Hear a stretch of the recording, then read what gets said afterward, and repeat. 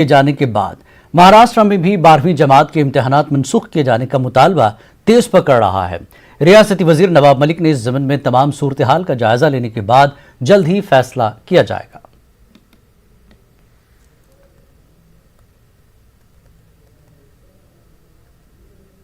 निश्चित रूप से देखिए, महाराष्ट्र ने 10वीं की परीक्षा ना लेने का निर्णय लिया था।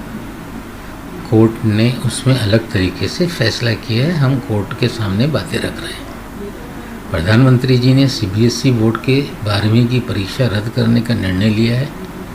निश्चित रूप से महाराष्ट्र स्टेट बोर्ड की भी 12वीं की परीक्षा होती है। सारी चीज़ों का अभ्यास करके सवाल इसमें यह है कि 12वीं के आधार पर फैकल्टीज़ तय होती है, उसी के आधार पे मेडिकल के एडमिशन होते हैं, उसी के आधार पे इंजीनियरिंग के एडमिशन होते हैं, मैनेजमेंट स्टडीज़ के एडमिशन होते हैं। तो कैसे ये बच्चों का भविष्य आगे बढ़ेगा, किस तरह से एडमिशन प्रक्रिया होगी, ये सारी चीज़ों का अभ्यास करके महाराष्ट्र बोर्ड के संबंध में